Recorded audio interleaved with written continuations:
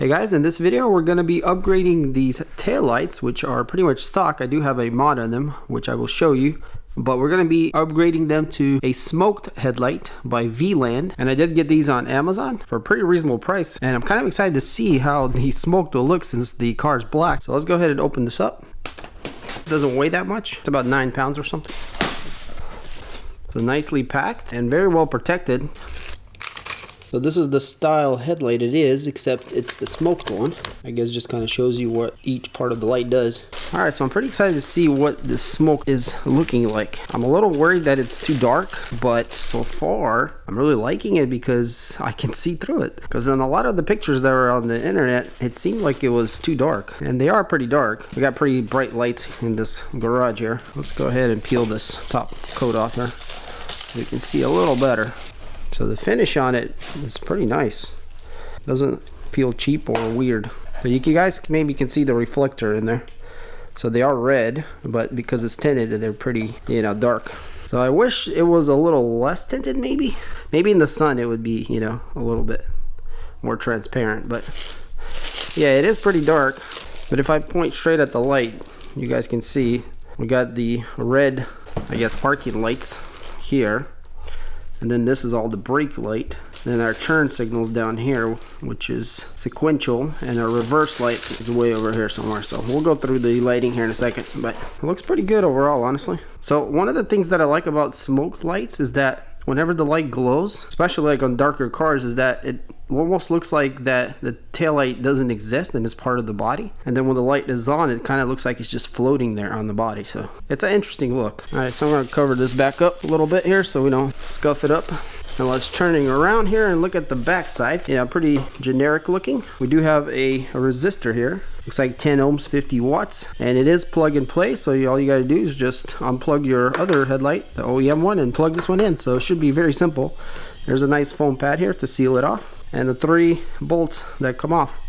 And then there's like a clip here that slides on. So I'm not going to make a, how to uninstall and install a new one, but I'm gonna go ahead and change this one on the right side, and then we'll compare it to the other one and what they look like. So, and I'll also show you guys what kind of little mod I did to these, which if you still have your stock ones, you might want to do. All right, so we got the old light out and the new one in, and it was not hard at all. So there's 3 bolts there, and it plugs right in. And if you want to, you could probably put a little zip tie here so this thing doesn't bounce around. But yeah, pretty simple. This thing just comes right off. There's a tab here, and then a tab over there, and another tab right here. Then you got this thing that pops in right here, and there's 1, 2, 3. So it's quite straightforward, guys. It's not very hard.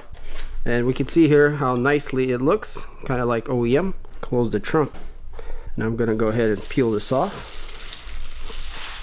But yeah, guys, it's super dark. Well, I mean, like, not super duper dark, but it's quite dark. But yeah, this is what it looks like right off the bat. But yeah, let's look at the grooves up close here so you guys can see it. The fitment is pretty much perfect. So definitely nothing to complain about for sure. So yeah, and even here around the trunk, it's pretty much perfect. So yeah, quite happy with the fitment. Turn on the running lights. So let's go ahead and do that and see what that looks like. And there we go, guys. So this is why I bought these things, because they look so good when they're on.